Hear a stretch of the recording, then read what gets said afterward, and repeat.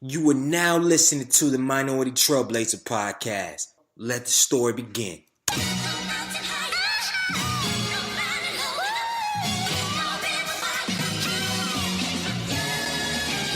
One time for the lovers, two times for the ladies, three times for the brothers, four times for the babies. Do you love her? Do you love her? Do you love her? Do you love her? Do you love her? Do you love her? Do you love her? Do you love her? Do you love her? Do you love her? Do you love her? Do you love her? Do you love her? Do you love her?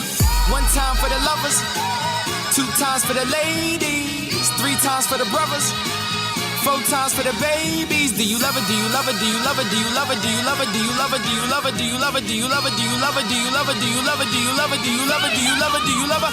Brown skin, love her brown skin, love her brown. Brown skin, love her brown skin, love her brown. She my brown skin, love her brown skin, love her brown. She my brown skin, love her brown skin. Hold me down. Welcome to the Minority Trailblazer podcast. I'm your host, Greg E. Hill, the culture change agent. It's season 3. We got like 5 more episodes left. And honestly, I'm thinking I'm fresh right now. I don't know if I'm going to take a hiatus after season 3 ends. I might just roll right into season 4 and keep it chucking. I don't know what I'm feeling. But man, it's Thursday.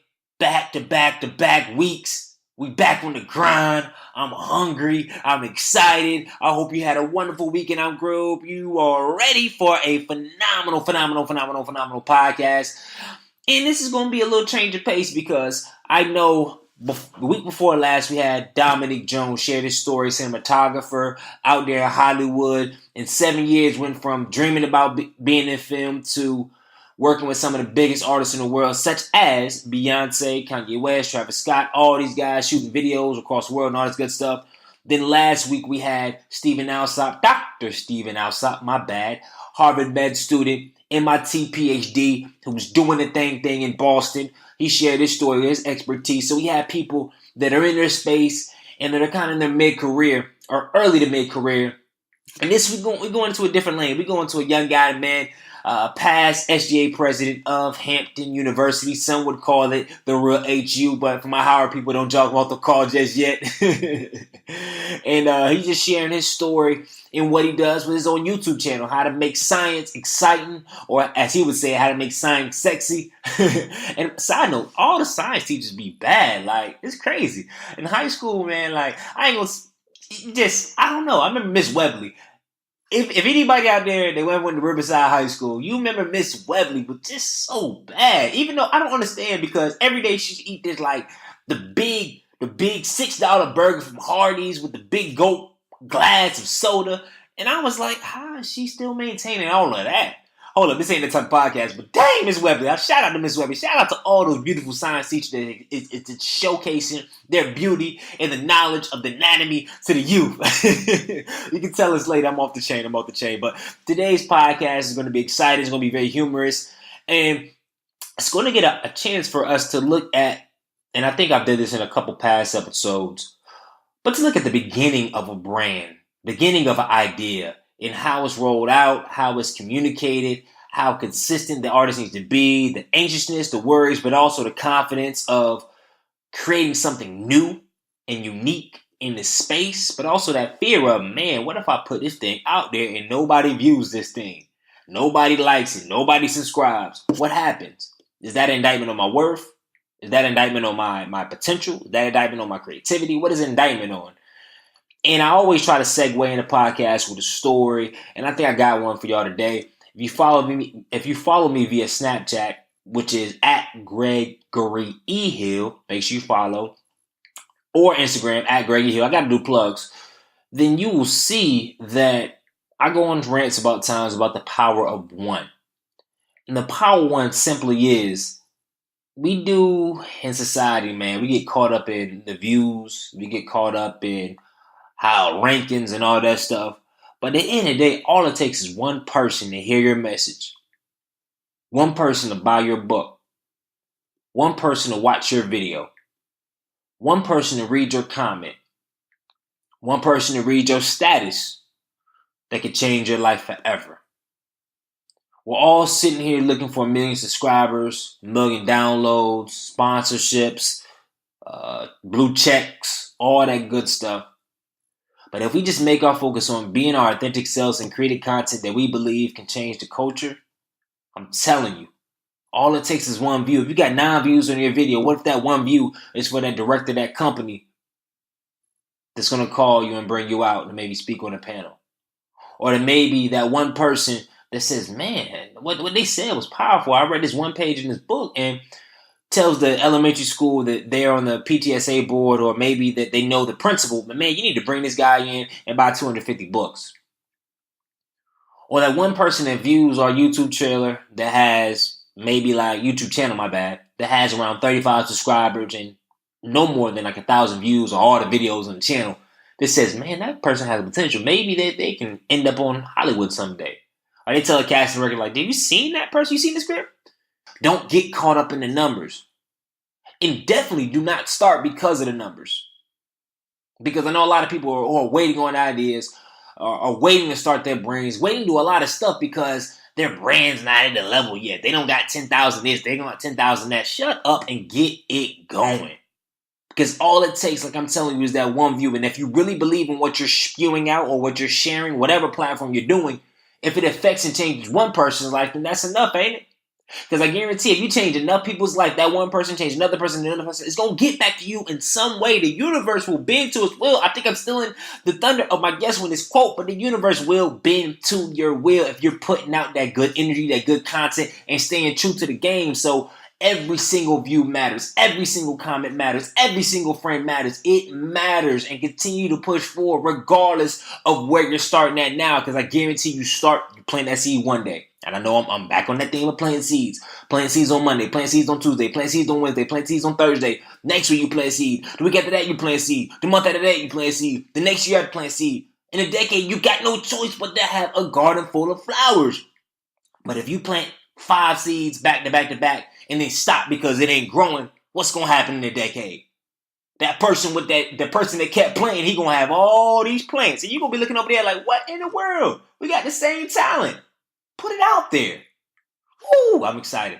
But let me jump into this podcast. Remember, I still got y'all early in the game. If you have listened to this podcast more than once and you haven't left a review on iTunes and you got an iPhone, shame on you.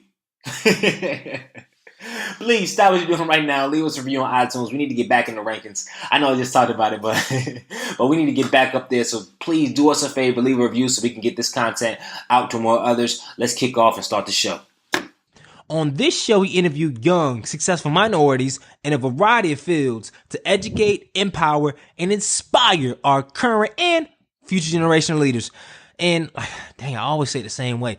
As we always do, I got another show for you today. And I'm excited because I know the last 4 or 5 episodes, we've had doctors on the show. We've had people in their like the mid-career phase, but I'm always good to touch the culture and see where it's at. And the young man that we got online, that's crazy. I'm calling young man like, yo, G, you ain't 40 years old. I don't know why I call somebody a young man, but, but the guy we having online, man, fresh out of college, man, did his thing from an HBCU, man, is going to be one of the lead trailblazers in demystifying science and like politics. Like I looked at his YouTube channel and it's like the stuff that he's representing and saying and the matter he's doing is like, what? That's crazy. I never thought about it like that. Also, he's a terrific public speaker. I'm going to read a little bit of his bio. And then we're going to jump right into it. I'm excited, as you can tell. So he is an odd combination of things. I mean, he graduated in May 2016 with the highest GPA in his marine and environmental sciences program, while also serving as a student body president at Hampton University.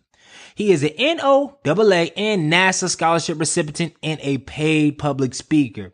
For 1 year, he also co-hosted a millennial-focused radio segment which discussed topics like STEM and politics in layman's terms, which is definitely needed. After discovering that a research-based career was not for him, he began fusing his love for emphatic communication with science as a science communicator.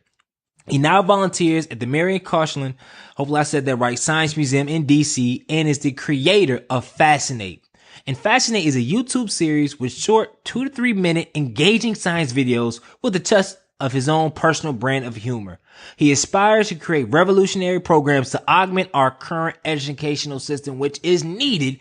And he believes that radical changes in STEM education are necessary to prepare current students for a rapid changing work environment. So without further ado, I'm excited, I'm pumped, I'm overjoyed to introduce my dog, my brother, Justin Shaifer, to the Minority Trailblazer podcast. Welcome to the show.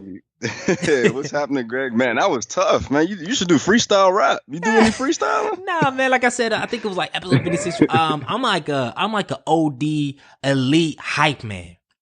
Like that's all I wanted to be. Like growing up, because I always knew to stay in my lane. And I said, man, I'm probably not going to be a rapper. However, if you give me the verses, the songs, I know what points to kind of get big hype on. I was like, I always imagine me just jumping on the stage, getting the hype, getting the crowd ready for the main event. And it's kind of like, well, I got this show. Like, I'm not the main event, you the main event, my guest the main event. So I just get the world hip and hype to people like you.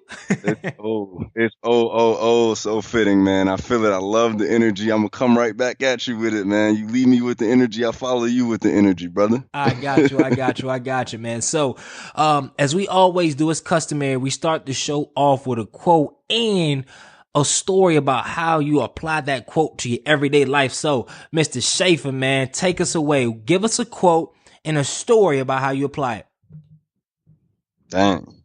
I'd say if there was one quote that I live by, it's not something that I've read anywhere else. It's actually something I came up with on my own. Ooh. And it's actually something to do with science communication. It says, the universe bends to the will of the human mind.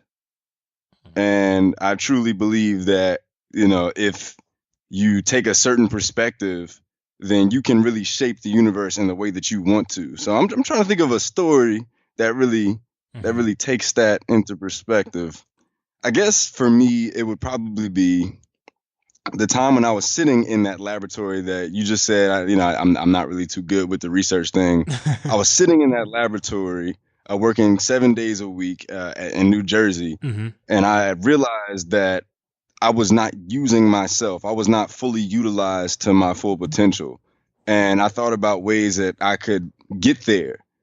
And I just decided at that point that I wanted to speak. Mm-hmm. And the lab was not for me. And as soon as I made that decision, things just started to coalesce and materialize in a way that I guess moved me towards bending the universe to the will of my own mind. Yeah, nah. So when you were doing research in the lab or whatnot, what is your, and let's take it back, I guess, to kind of paint the whole picture, man. Share with our audience kind of your story growing up, leading into this whole, how'd you got into environmental science, where you come from, why Hampton, all that. Take us back down memory lane, man. Okay, way back. Okay, so it starts off with me growing up in the south side of Chicago. No one around me liked or appreciated science that I knew. So I always kind of had this inner nerd that I hid from people because I felt uncomfortable about it. I mean, being in the south side of Chicago sometimes, it's kind of weird to be interested in some of the things that I was just fascinated by. Which part of South Side? Like South Side, like the stuff you see on TV? South Side, like 8714 South Kingston. There were Blackstones growing up on the block that I lived on. So yeah, I mean, and that was only part of my childhood. I spent another part of my upbringing, I guess my teenage years, in the suburbs. So I'm not going to, completely. I was like, yeah, like. So I came up in that upbringing, in that surrounding, and I found out later on that I have a genetic link to STEM. My grandfather was this engineer who went to Sony in Japan to give them the VCR prototype. Wow. Like, he was one of the people that helped to develop that. But I didn't even know that, man. It was like a genetic link that I didn't know about, and I was always interested in science. I didn't understand why. It was crazy. So grew up, man, went to high school. Was a pretty bad kid in high school, honestly. Like the guy that's just always talking in class, getting in trouble, or like doing real bad stuff? Oh, no. Probably more the first one, honestly. Okay. I was more mischievous. Yeah. I was bored in school. I had the whole single mom thing going on, which I don't like to use as an excuse ever. Mm-hmm. But I think that, if I'm looking back, that's part of the reason why I acted out, because there was nobody to put me in my place. Mm-hmm. So, so I found out in high school that I was good at talking and I was good at science. So I'm like, what's the most politically applicable science out there? Because I can lead people, I can rally people, and I like the science. Mm-hmm. And I thought about it. I'm like, okay, climate change is going on. You got all these other problems with sustainability going on. Okay, maybe environmental science is the way to go for that. And so that's kind of why I picked that major. And then, fast forward through that, and I ended up like tricking people into thinking I'm likable enough to be elected student body president at Hampton. So I'm like the only science, like hard science major that's like had a position of student government association president. It's kind of a weird combo. Why Hampton? So I'm gonna be completely 100 with you, man. Completely 100. Howard was my top choice. Yeah.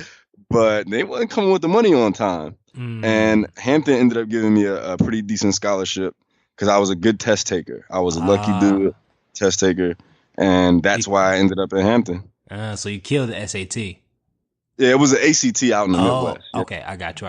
I've always found it fascinating of how that, in my opinion, a lot of SGA presidents, in especially HBCUs, man, they really do not leverage their brand as much. And not even though it's like, well, you do it for the service, I get it, but you have all this leadership, this exposure on a collegiate level, and all these positions, you meeting with all these people, and then I've seen it with my own eyes. So many graduate and really just don't. Some graduate, take off and do well. Some graduate and really don't do what I believe they probably are capable of. And I'm like, dog, like you to leverage that experience. So, if you could share kind of your journey as far as a student leader on campus, because I know you can, I mixed up the question because that's going to be the last question. But before that, you went from mischievous young cat to your freshman year. You were freshman class president too, right?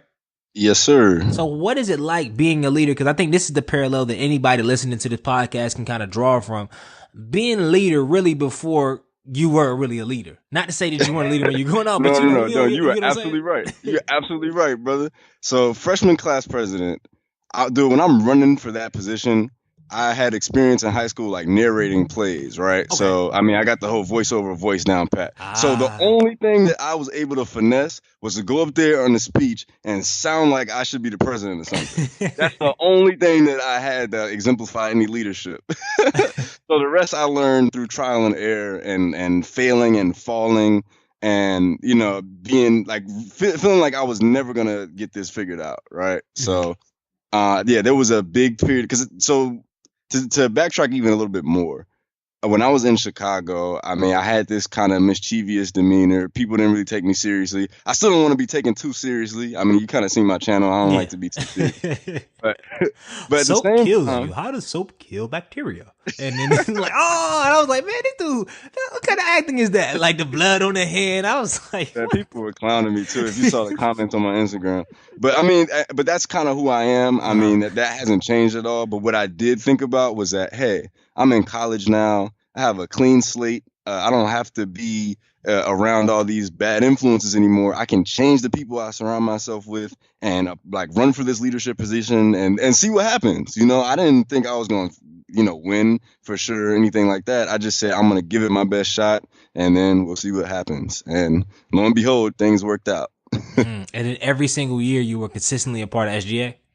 So I was reelected sophomore class president, and then I ran for vice president, lost to this other dude. His name is Caleb. He's pretty dope.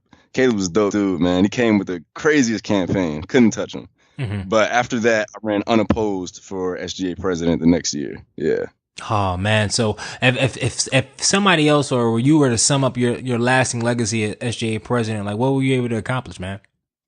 So we were able to bring some technology changes onto campus. I remember we got some charging stations, some LCD screens up. We had a whole report given to administration about what the students felt was behind in terms of technology, and they've used that to bring things on campus like the shuttles and stuff like that. But that's the tangible stuff. Yeah. I mean, people are going to forget about that. People are going to forget my name. People are going to forget what I did there. But, the thing that I think is even more important than that is that, I've found those right people that were that had potential to be leaders, and I selected them and I pulled them up and I pushed them and I made them the leaders of today at Hampton University's campus. So I'm much more proud of that, honestly, because I feel like that's what people are going to continue to benefit from, even after the charging stations and EV breaks down and all that stuff. Yep. And this is going to be a very hard on the spot question. So if you had to sum up your college experience and what you gained from it to kind of throw a nugget for the audience in one word, what would it be and why? Perspective. Dig deep. Perspective. I say that because, man, I experienced. Dang, and I'm kind of using a whole bunch of other adjectives here now. No, you're good. You're good. Explain. That's the thing. You explain it. You can explain however you want. Yeah, so I gained perspective because I experienced so much discomfort in college, man. Like I pushed myself all out of types of all of my comfort zones. I'm the least dancingest dude you ever seen, bro. But I was up there on the stage dancing in college. I got in front of people and spoke. I got in front of people that were older than me that were judging me and spoke. Got in front of crowds of like 1,000 and more and spoke. And I went away. I moved away from Chicago.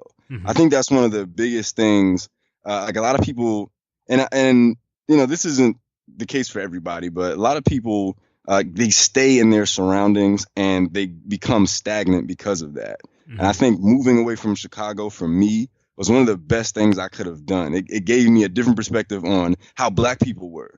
I didn't even think, and to be real with you, man, I didn't even think Black people were as capable of as much as, you know, like like the quantity of Black people was as high, like the quantity of quality Black people was as high as it was when I came to an HBCU. So I came out to an HBCU, I'm like, man, these are actually Black people that are doing big things. I have no excuse. I can't use this single parent crutch anymore. I need to come out because my perspective changed and really push myself, because it's really about how lazy I've been in high school and how you know, goofy I was and how I didn't take anything seriously. So perspective, man. Nah, that's huge. And I guess what would you say was the most not comfortable part of your collegiate experience? Man, it would have to be freshman year. So man, this one was really uncomfortable. So there was a pool party that I was responsible for throwing. And there was a friend of mine, a classmate, who I guess he couldn't swim, and I guess no one ever found out what happened. But at the end of the party, they found this kid at the bottom of the pool, and a day later they declared him dead. He drowned in the pool party that I threw. And man, this was a really tough time for me, because obviously this is like when I tell you this is like in my inner circle of guys, there's like 4 guys I hung out with freshman year. You know, you kind of got your squad. Yeah, you gotta have your squad everywhere. Right. He was like in that. Wow. And I'm talking about not just like this kid that's not even like not doing anything with his life. This kid had like a 3.7 GPA, bio major, super active on campus, tons of potential. And I had to be like at that moment I was freshman class president, so I had to be the rock for my class. And man, I'm talking about an uncomfortable situation. Like, I mean, at the same time, like, there's a part of me that you know, obviously, it's never healthy to do this psychologically, but a part of you always says, well, what if I would have scheduled that party for tomorrow, or you know what I mean? Like, so it was definitely man, it was so uncomfortable, but like it brought us all together, and now it gave me the conviction. Like, it was that experience that gave me the conviction that, man, I can take on anything. Like, if I could go through that while, you know, finals and all this other stuff is going on, and I could still be a rock for my class and still be there for everybody and still handle business, man, what can't I do at this point, you know? Yeah. It was really that experience that molded me in that way.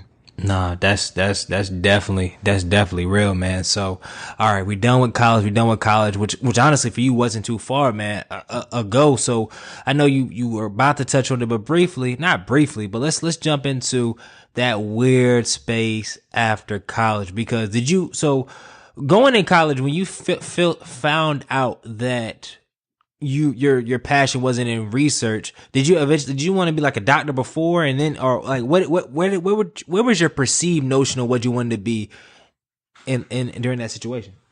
So I guess after I figured that out, that was pretty early. I was like freshman year. I figured out, okay, I am not doing this. I thought I wanted to go into law school for maybe like environmental policy or something like that. And you know, it's kind of a weird situation for me, but I actually ended up taking the LSAT, the law school admissions test, and I did good enough to get a scholarship and all that, but I had no passion, I had no fuel. There was nothing compelling me to do that, and I couldn't figure out why. Like, I couldn't understand, and it took me like years from the moment that I just didn't feel compelled to do it to really understand why it was that, you know, my passion wasn't there and that I didn't have the energy to continue down that path. Nah, that's real. That's real. So when did you decide like to make that pivot? I decided to make the pivot, man, honestly, senior year. Woo! Senior year in college.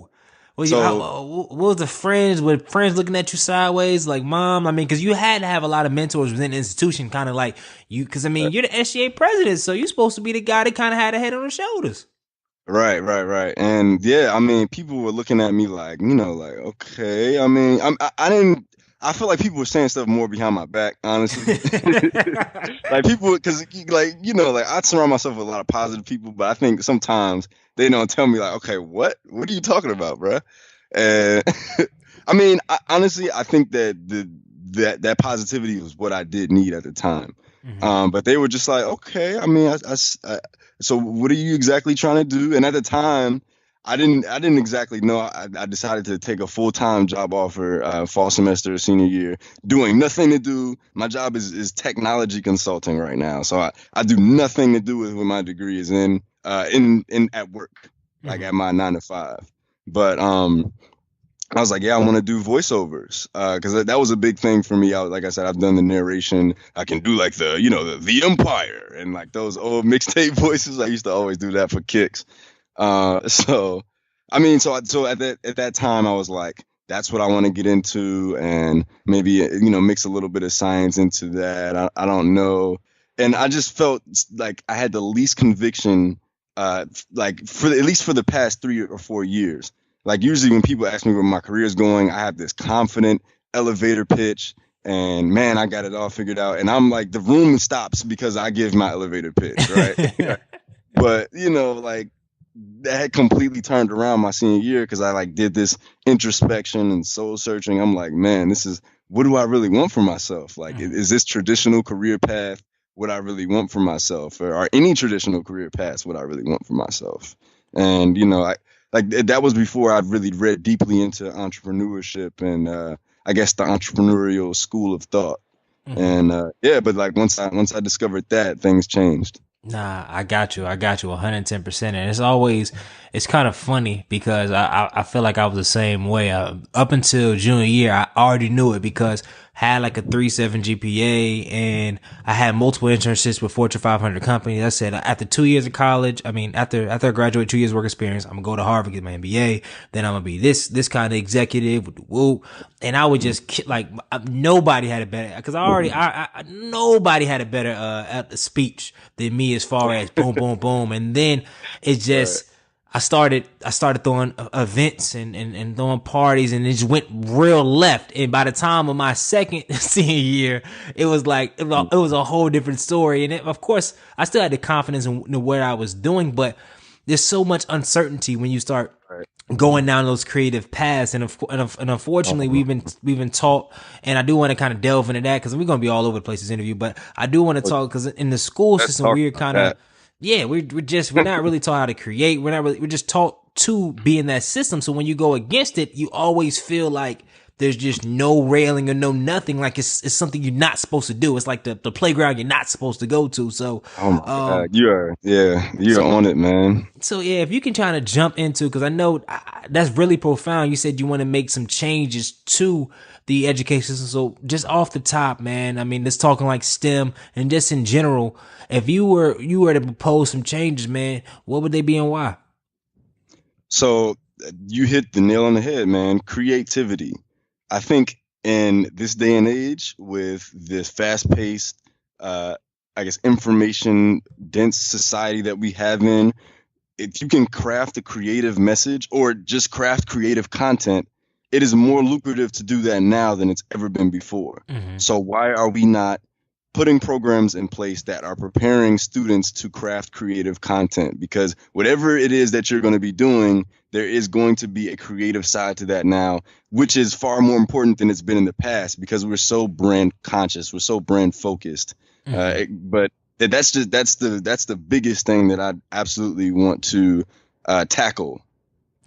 And the bigger question is, because I know you're also from a STEM perspective, but how? Because when I think about STEM, honestly, STEM it takes a lot of reading, it takes to being able to comprehend. You have to write, understanding, and some of the stuff. And people don't kill me, but it's not backed up by research. But that's some of the stuff that honestly people like from Southside Chicago, people from Durham, North Carolina, we struggle with as a culture, because if you don't have, if you're not in certain spaces or have certain people around you or influences, you might be in high school, not be at a great reading level. That doesn't mean you don't like science, but you need to be able to read and comprehend, have some attention span. So what do you think, what are some things that we possibly are missing early on in the middle schools and some of the elementaries to really make this STEM thing work for outside of like these brainiac, some brainiac black kids? Like, what about the other ones? Can STEM be relevant in other areas?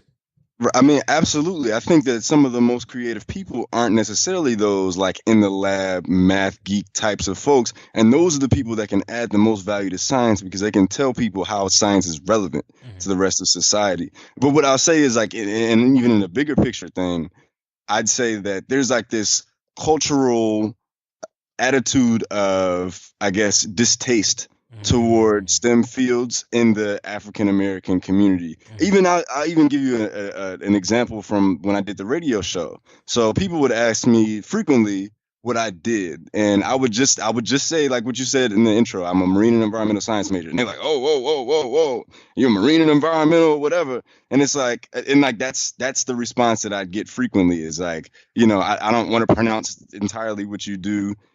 Because science and all that is too hard. It's only for a certain type of person, and I think that that attitude at that base level needs to shift. And it's going to take people that are looking like you and me, that are in the fields, that are showing people ways that they can do it. Without, like, you don't have to be a pasty, untanned person in a lab coat with glasses that are, like super thick, and, to be a STEM nerd. Like, there's another way to look at being a STEM nerd. And even, I mean, and like, this is something I want to be tackling in my season 2.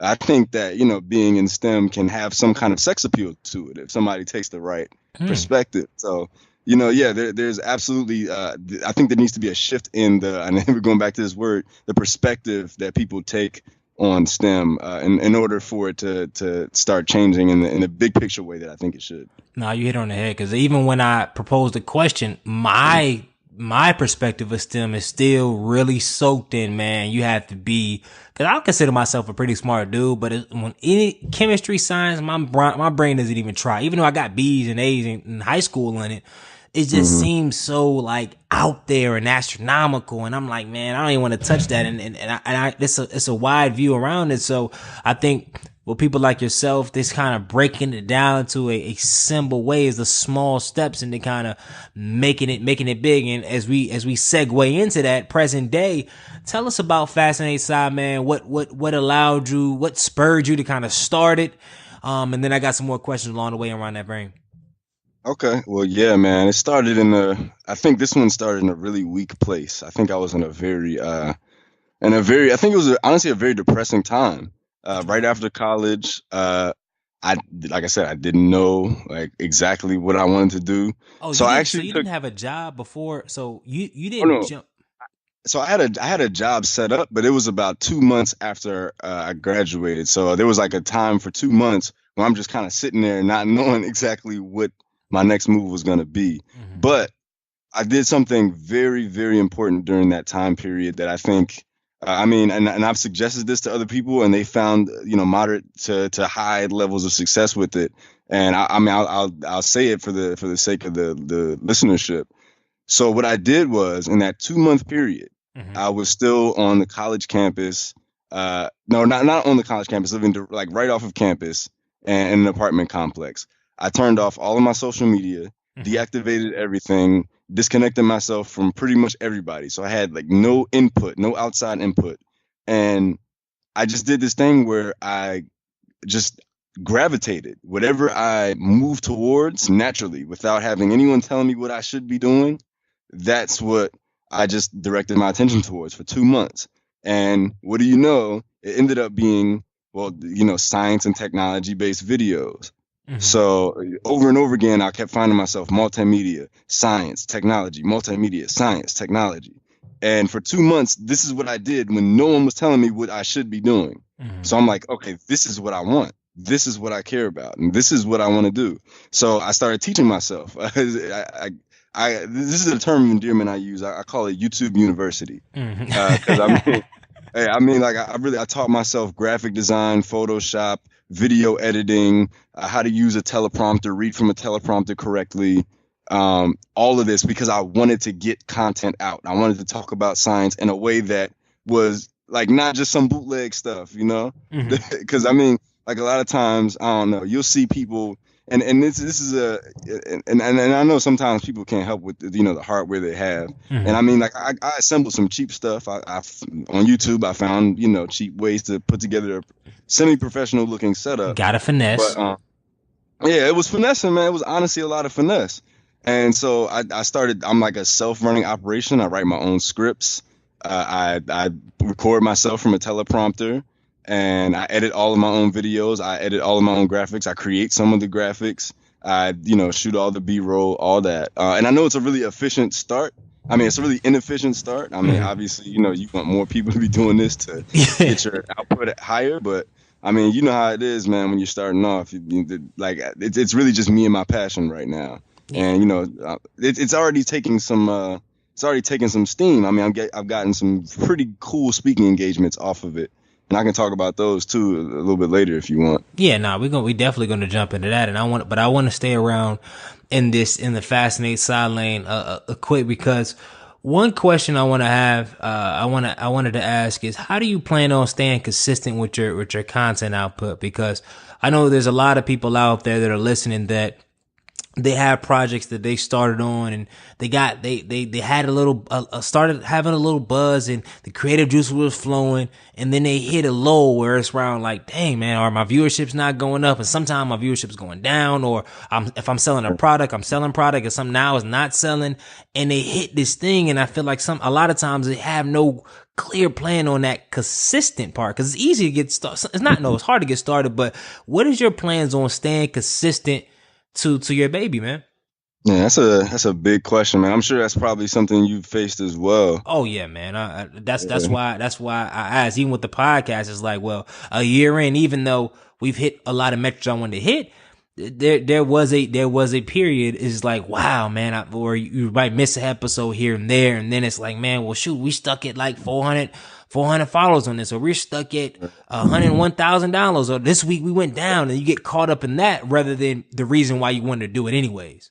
Right. And I think you kind of hit on it right there. For me, and this is even bigger. Honestly, I struggled with that at first too, the consistency, because I think, I was, like I said, I was in that kind of STEM academia way of thinking about things, like you have a syllabus or a rubric, and you have to consistently hit those metrics every time and make sure that you get the grade you want. Like, that's the way that I learned how to perform. Mm-hmm. But creativity oftentimes has, like you said, these ebbs and flows, these highs and lows, where, things aren't going to always work out the way that you want them to. And a part of it was, obviously this isn't my primary source of income, so it's different for other people. Yeah. But for me, part of it is like allowing for a little bit of ebb and flow. And even for me, like allowing for a little bit of variety.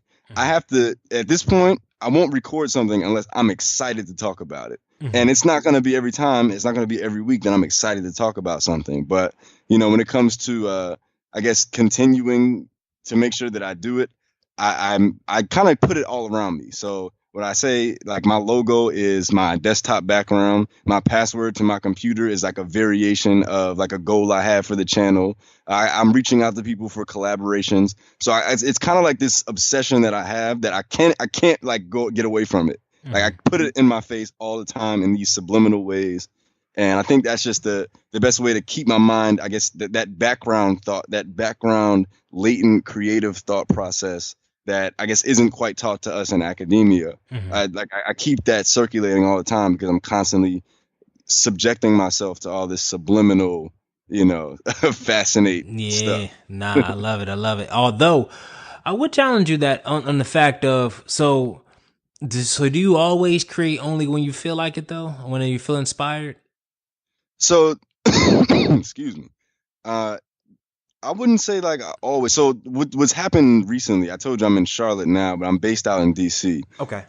What's happened recently, which has helped my creativity, is to give myself this deadline because I know I'm in Charlotte from Monday to Thursday every week. So this has helped me immensely because I know if I don't produce something by Sunday, it's going to be a whole nother week before I'm able to get that stuff out. So even the concept of a deadline has helped me publish even when I didn't quite feel like it per se. But I mean, I know, I think you did touch on to something, but where were you going with that? Yeah, because the reason why I asked, because I read a book, by Stephen Pressfield, the War of Art. And because I write as well, but I don't write as consistently as I record podcasts. But I was always I was like, man, I used to think about creativity and having creativity blocks and whatnot. And he speaks about it in the books. And I don't know the quotes per se or the page number, but he always speaks like every morning as a writer. Because I always thought like, what are the professional writers? Yeah, you just you some days he doesn't feel like writing, but even the days he doesn't feel like it and he puts out a bad product, that doesn't mean that he puts it out or it goes in the book, but it's just that constantly working that muscle. So specifically when you're just starting off, because I think, especially even I could say with this podcast, like, I think we were consistent for the first 21 episodes, 21 weeks. And then I took a month break, and then season 2, month break, season 3. And honestly, this season 3, like I owned up to all my podcasters or my regular podcast listeners that I haven't been as consistent as far as with my teaching schedule and whatnot. But my audience stayed with me because I was so consistent for almost a whole year, if not. And I think that helped continue to build esteem. But sometimes when you start and stop, and you probably familiar with Eric Thomas, and he always is a big proponent of that start and stop. Specifically when you first start, it can slow the progress of where you really should be, because you're looking for plants when you should be planting seeds. Right. And I get you. And I mean, that's a big deal. And I guess I kind of didn't allude to the fact I'm like constantly writing scripts. Gotcha. So that's something I guess I didn't quite touch on as much, but I didn't really think about it this way. I guess that is kind of a way of flexing that muscle. So I use this app called Google Keep. It's kind of like Evernote. It's one of those things. It can transfer from your computer to your cell phone. Oh, wow. It's like a note-taking app. So anytime I get inspiration, so I'll be having like a conversation maybe with you and a science idea, a way that I can look at this podcast through a scientific lens will just pop up in my head. Whatever it is, however absurd it may sound at the moment, I will write out an outline to it and give as much detail as I can right then and there on my phone, pop it out. And then that's like a draft. And so I have like hundreds of these, man, because I'm writing something. I'd say I'll crank out at least like 4 of these a week. And these are drafts. And so, yeah, so I'll go through my drafts, and season 2 starting back up pretty soon. Okay. So I'll run through my drafts and I'll look at one. I'm like, which one excites me the most? Like I was saying before. And when I figure out which one excites me the most, that's when I, go ahead and crank it through. Do you have a scheduled time in which you review your ideas? And the reason why I ask is maybe many of you on this call on this podcast are kind of like myself. Like I do the same way. I got notebooks. I got notebook folders in my phone on speech topics, different things or different ideas. But however, I never go back and look at them that often. So do you kind of plan intentionally doing that, or you just started to create the habit of always reviewing, or is that systematic, or that's kind of like, how do you go about it? That's an interesting question. I don't have any set time, but I will say that I know a time that I use it a lot. So let's say what's a good so like in transit, that's one of the times I use it a lot. Like if you take public transportation or something like that, a lot of people sit there, listen to the music on the headphones, scroll down their timelines, consume, right? But if you spent that same time producing or reviewing your productions, imagine how much that could potentially increase your productivity. So I mean, that's how I think of it. So I mean, like when I have this like this time where like my mind could be idle, I'm like, let me just look through it. Like, I think what helps is, like I said, like even on my wallpaper on my phone, there's this big Fascinate logo staring at me all the time. So that's constantly reminding me, like, hey, fascinate, fascinate, fascinate. You know. So, and another time, I don't know if you heard this line recently. It's off the Kendrick album. He said, what did he say? Antisocial extrovert. Yeah, that spoke to my soul when he said it. I was like, oh yeah, I felt that one. I felt that one too, man.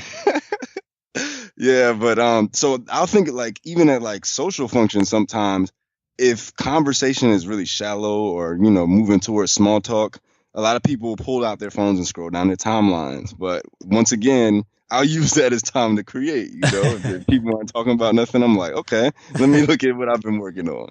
You know what I mean? So it goes back to that obsessive nature that I at least have been trying to ingrain in myself, but it's absolutely not scheduled. I'm not too good with like scheduled regiments. I'm probably different from a lot of people in that sense. But like my brain craves variety all the time. And so it helps, I think, like with creativity, but with consistency, it's definitely one of my weak points if I do it in a very structured or regimented way. Yeah, everybody's brain is definitely different. And I know you were about to go there, but I want to go and open that door.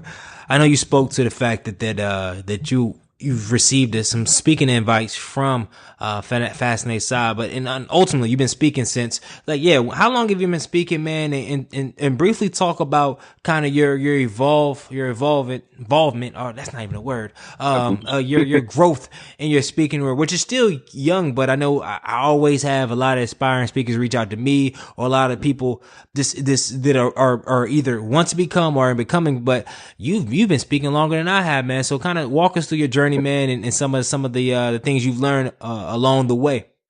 Sure thing. So started off when I was 8 years old, man. And it was a humble beginning, man. I was in the flea market on the south side of Chicago. I remember this vividly. Yeah, it was You selling bean pies, man? Man, yeah, I was out there selling bean pies, man. Yeah, I was when the traffic stopped, I just hopped out there and but so it was like some dude that was trying to sell his children's books. And so there was like a small gathering of like 10 to 15 people that was like crowded around to, maybe potential buyers or people that were interested in what was going on. And so he said, I need a kid to read this children's book. And my grandmother, man, she was like the light in my upbringing, and then sometimes she was the darkness. Grandma's always the light and the dark. Give me that switch. Like, what? I'm not going to no tree. You better go. Like, no, I ain't doing that. You my half grandma anyways. You ain't speaking me. But that's neither here nor there. It's like half grandmas want to go hard. Like, you ain't even a full grandma. Even the half grandmas be going hard sometimes. But yeah, no. So she was aggressively encouraging in a lot of points in my life, and in this point, she was especially aggressively encouraging because she was like, "Go up there and read that. You can read that." And like I said, I'm 8 years old, man. I'm this little kid. It was a shaky, high pitched voice, and I go up there and I'm like, like just talking and stuttering my way through these little tiny words, these little 3 to 4 letter words, and like I feel my heart beating through my chest. And I feel like tears coming, like about to stream down my eyes. I'm like 8 years old in front of 10 people, man. And I'm like, I can't handle this. But I remember specifically at that moment, I more than I didn't like public speaking, I didn't like being uncomfortable. I didn't like being in that position of vulnerability where I felt so weak at that moment that, this had really gotten to me that much. And when I was 8 years old, when I had that feeling, and then after it was over, it didn't feel so bad anymore. It still felt pretty bad, but not as bad, like heart racing and tears, streaming down your eyes. So, I mean, so from that point forward, I decided to attack it every time. Every time there was some speaking thing, I attacked it. I got more confident every time I approached the stage, got more conviction. So I ended up being a lead role in this play on the south side of Chicago. Actually, Common's daughter was in it. Funny story. After the play, Common, he was there signing autographs for kids, and I walked up to him, and this is like 12. This is 4 years later. I walked up to Common, and I handed him my autograph, saying, "Hey, you're gonna want this. I'm gonna be somebody someday." And I mean, if that just shows you like how much my character transformed in about 4 years of just attacking discomfort as this kid. Yeah, and so from there I took on more roles in like high school with narration and stuff, and even in college, anytime there was anything for public speaking, I was always there. I was always the guy. I read the morning announcements in high school. I was always the guy that was talking. And I mean, and I tried to, but not like to the point where I'm annoying people. Like I'm like, dang, man, they go Justin again, bro. You were that light skinned guy, man. You were that light skinned guy, dog. Don't try to downplay it, man. Your friends gonna be listening, just like, yo, I remember that Jenny. Oh, when it's always in somebody's face. Yeah, see, but I was a little weird because, like I said, it was the antisocial extrovert part of me that wanted to make myself scarce. Like I kind of wanted to be that person. They'd be like, "Wait, well, who gonna talk? Oh, wait, Justin can do it. Justin, you do it." I kind of wanted other people to say, "Hey, man, you go up there and do it." And I'd be like, "Well, okay." And then I go up there and have like something I've been working on for like 4 hours. Well, if you asked. Yeah, I mean, since you asked, and then I go up there and like deliver like what Kendrick Control verse or something like that. But yeah, man. So it kind of stemmed from me attacking discomfort all the time, and from there, like paid engagement started coming. I got booked on this site. It's called Great Black Speakers. Real quick, how do we?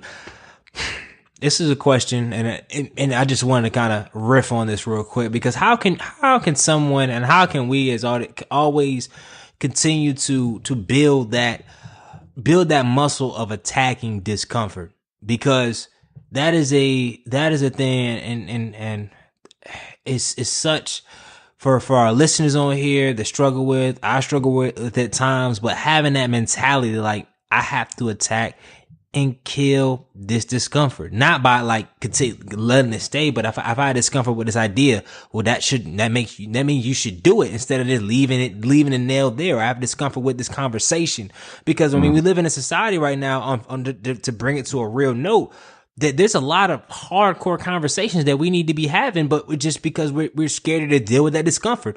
Black community and mental illness, Black community and homosexuality, Black community in the Black church. I mean, it's so many things that we don't have, and I'm writing about this in my blog post. I had to plug that real quick, but it's like, yo, like 75, because let's think about it, right? 80% of our conversations, for the most part, and this may be me overestimating our fluff kind of conversations, because like, okay, we're kind of programmed. Hey, good morning. Hey, how's your day going? Oh, my day's going good. How was your week going? Oh, my week was good.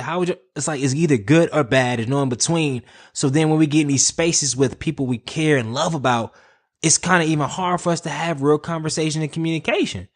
Right. So how can we as a culture, or how do you think we as a people, do you believe can kind of fight this thing we have with discomfort and try to? So I think a real, the way that like, once again, I kind of put these reminders around me all the time. So what I do a lot is I read biographies of people that I admire. Somebody I recently read about was Elon Musk, the CEO of Tesla, co-founder of PayPal. I mean, and you read about these people that have been astronomically successful, or even people that have been successful in the way that you admire. Most of them have had a long period of their life that they spent just doing something that was really uncomfortable to them until it got really good, until they got really good at it. And yeah, so I just kind of constantly like inundate myself with these stories of other people doing it. And I'm like, well, this is what works. This is what works. Like, there's not too many successes, at least the people that I read about, that I look up to, that I read about, that didn't have that phase where they attack. Like, this is the thing that they all do. You know, it's the unifying thing. I mean, there's more, but I think it's, for me at least, I found that a lot of the people I admire, the unifying thing about them is that they all attack discomfort. So anytime I get that hesitance, I'm like, gotta do it. And sometimes it's a mistake, and sometimes I mess up, but I never regret that. You know, I always appreciate being bold. You know, even if it's bold and wrong, I'd rather be bold about what I've done than to have been reserved in a position where I was unsure. You know. Nah, that's definitely real, man. And I do got a question, and like you can tell me if it's too personal, but I don't think I've ever asked it on this podcast. But I looked on your profile, and I see you do have a girlfriend, right? No, not anymore. Damn, damn. Damn, you still got it on the social media. I was about to say, I was about to ask. We're still real cool, but Okay. were you gonna ask though? I was about to ask, cause I was just, it was on my head for some reason though. Do you think it's inherent benefit of having a relationship in college? Cause all my friends, I'm like, man, it would have been dope. Cause there was so many dope chicks in college. I'm like, yo, cause my 22 to 20, I wasn't wild or anything like that, but it's like, man, I probably should have just kept the Jones I talked to, but I never really made a girlfriend in college. And I said, man, look at this guy, man. He had a girlfriend in college, man. He looks like he's upstanding. Maybe he can give us some deep response to it. And Yeah, I had a little bit of both sides of the spectrum, man. I had my phase. I mean, I'm not ashamed of anything I did or nothing like that, but I definitely had a little phase. You know, it was college. We were all having fun a little bit. Yeah. But yeah, so I mean, there was a significant chunk, about half of my college that I spent in a relationship. And I definitely appreciated that time as well because I think it allowed me to focus more than I would have had I been worried about all these other chicks that were, running around campus. I mean, it's Hampton. A&T is pretty similar. I've been to A&T. Mhm. Like there are beautiful women everywhere, and there's more beautiful women than there are guys. So there's always one for every dude. If you really do the math. So.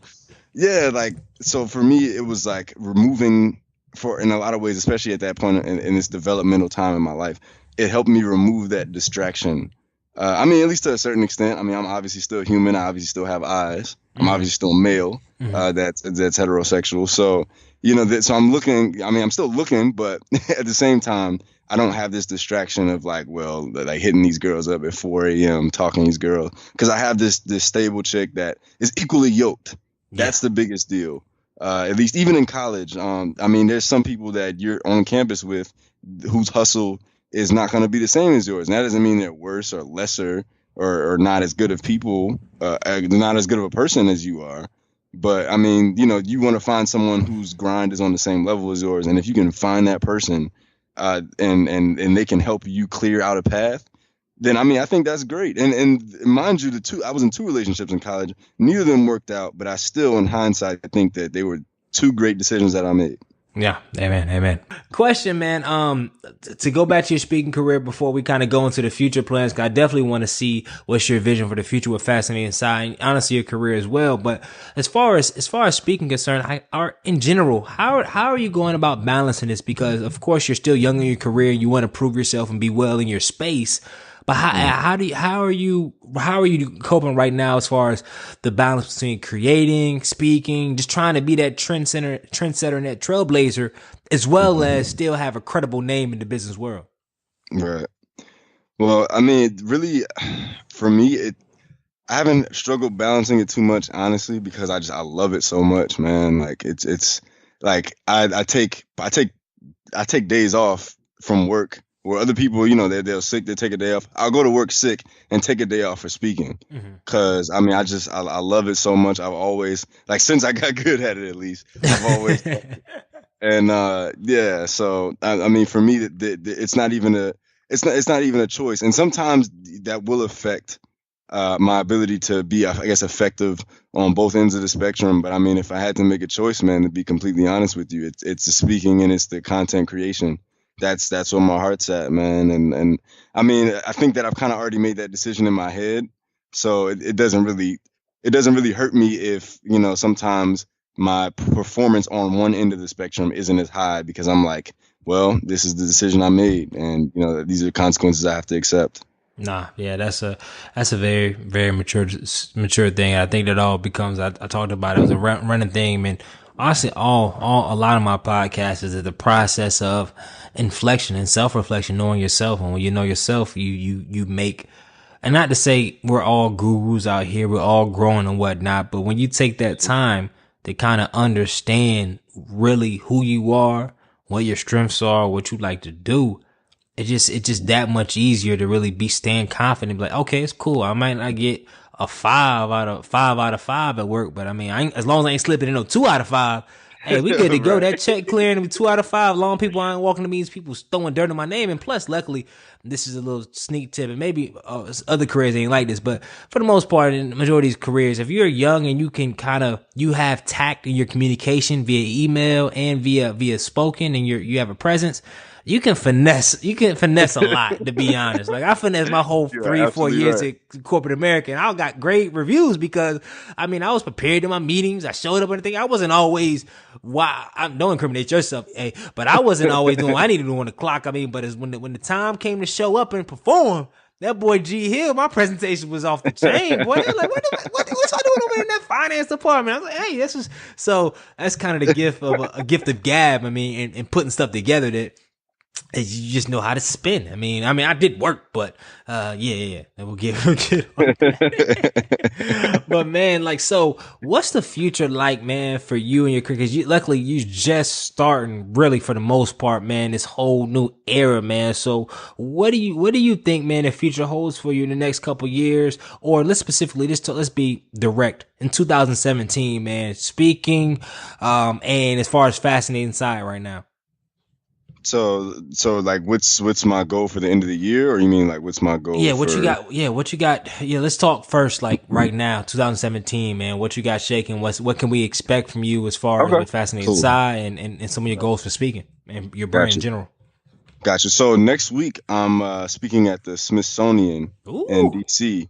It's for a pretty big conference. I'm like the youngest dude on the panel.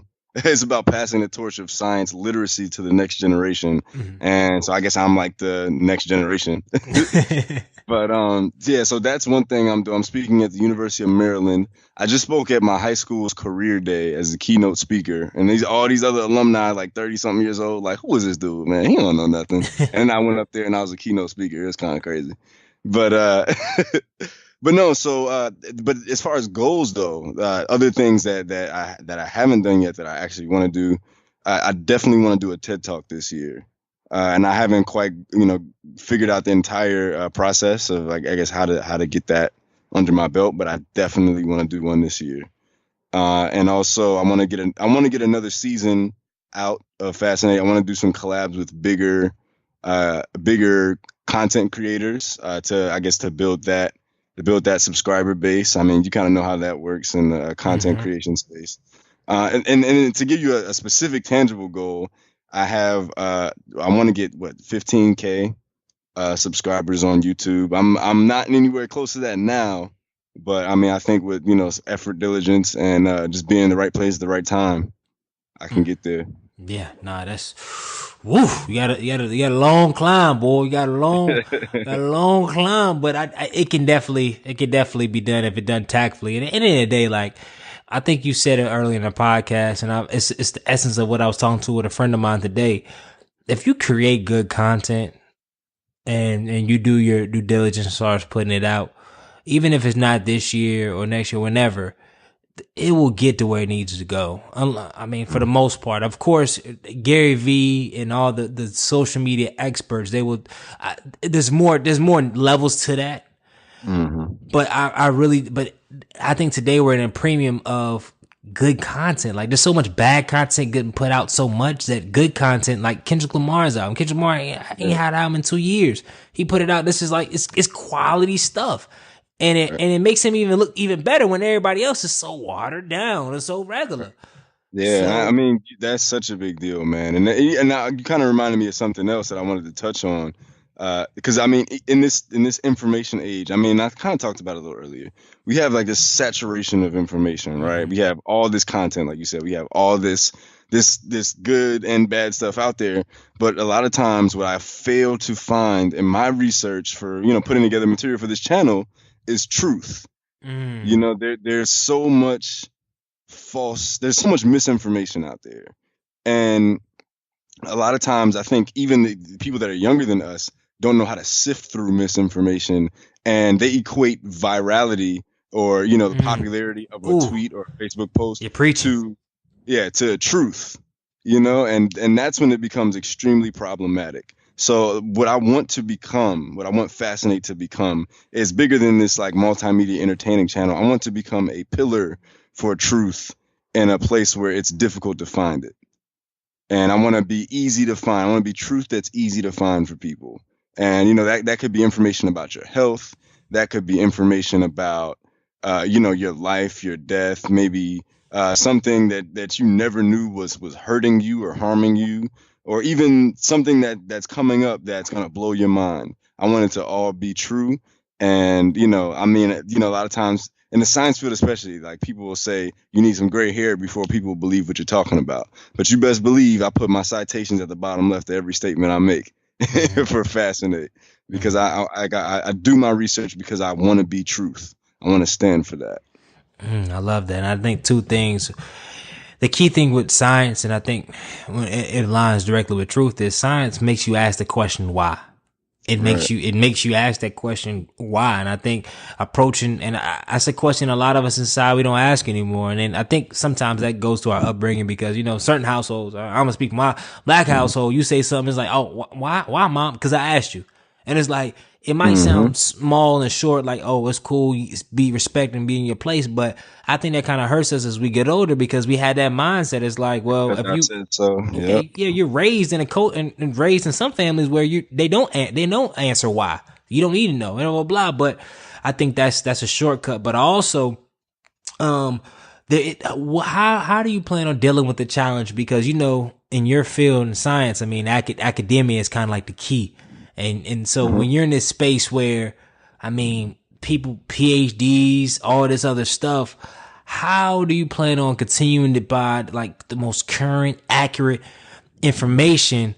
Or do you plan on one day going into like in the PhD field? Like, how do you plan on to battle that? That's a great question, man. And I think that it would be difficult for me to address that if I didn't think of myself as being in like a niche, right? Because I find myself, like, I have a bachelor's degree in science. So I know science good enough to where I can explore it at the surface level. And also I know what most people kind of know, like the general public knows, like, because I don't have such a deep degree, like a specialized degree, that I've lost my bearings as to what the general population can understand. So I can still communicate science effectively with just this bachelor's degree. Now, you're right, though, in terms of like expertise on the latest knowledge, I will absolutely not have that. And what I ultimately want to do is collaborate with those folks, because I'm not gonna become one of those people. I can't become an expert in all the science that I want to tell the public about. So I think the most efficient way to do that is to build these connections.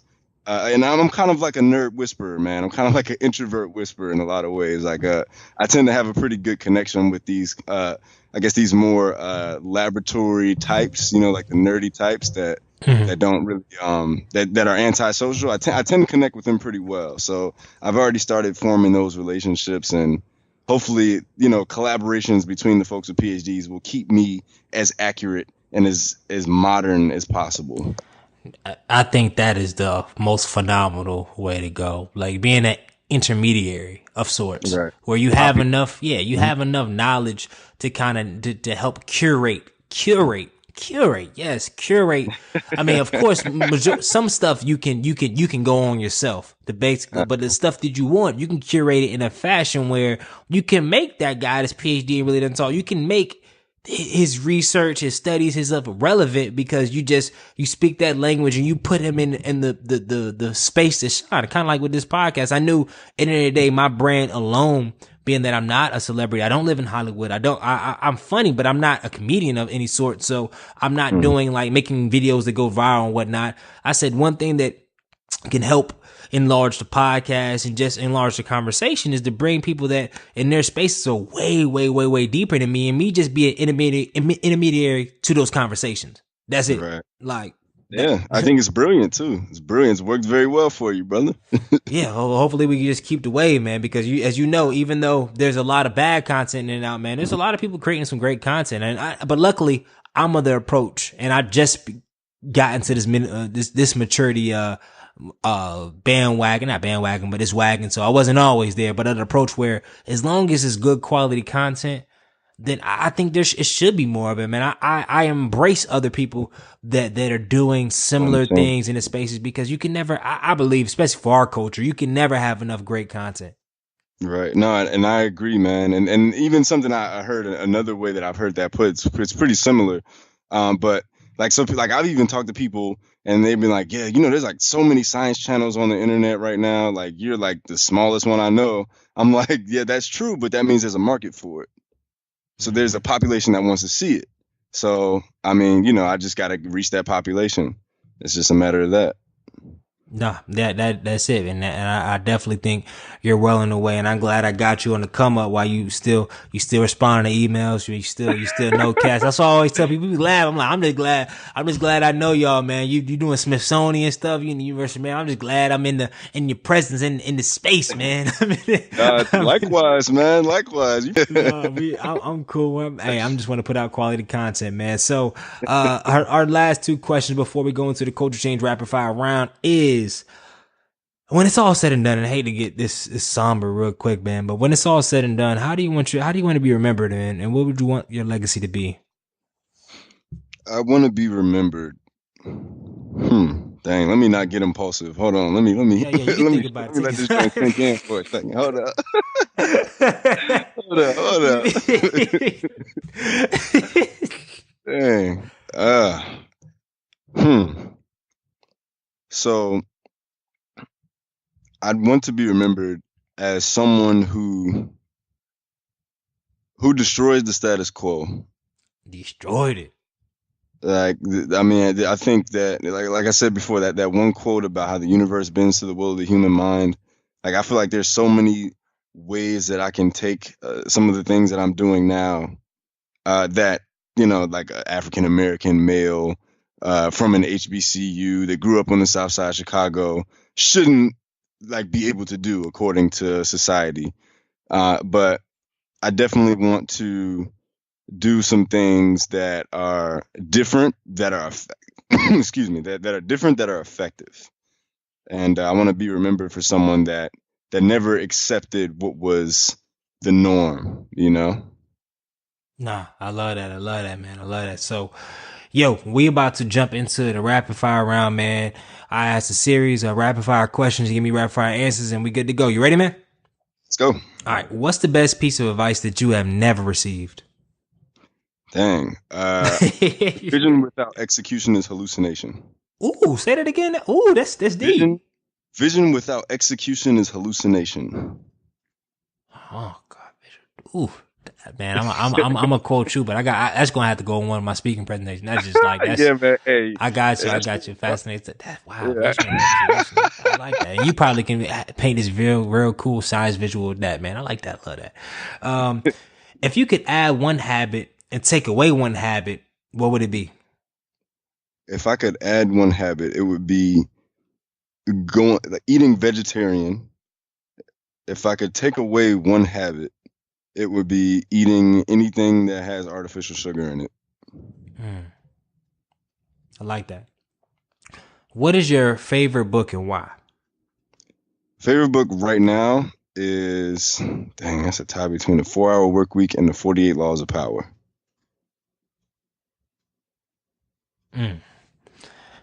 How do you feel about the 48 Laws of Power? Just remind me. How do you? I mean, so I appreciate it for what it is, because it gives me, and it's not necessarily like a Bible for me or something that I follow like, to the T, but it gives you a perspective on the world around you, like and for the listeners to give you more about the premise of the book, it's an amoral book. It's written independently of morals, and it basically says, if you want power, these are the 48 laws you follow to get it. And it gives you insight into all kinds of situations like corporate America, the political scene, and how other people in power's minds are working to achieve the ends that they're achieving. Yeah, nah, that's one thing. I don't think I read that caveat in the book first, because I used to really be kind of adverse to it, because I'm like, man, this is some deep, like, golly, do I gotta be this type of person? But from that lens of this is the power book. It's not telling you to do it. This is not like a principle. This is just, it is what it is, and now it gives you like what's that movie? What's that show on Netflix? The one that's really it's not on there anymore. It's not relevant as much anymore, but it was about politics in DC. House of Cards. The House of Cards, yeah, about how people move in these spaces. It's Yeah. like, what? Next, last two questions from the round, and then we got our culture change one. What is your biggest fear? Biggest fear is to be uncomfortable. I rock with it. And then, if you were the president of the United States, what is the first thing you would do? Dang, that's actually really, really tough. I would put more money into education though. But not like but that's like really shallow though. Like I want to put more money into certain educational programs.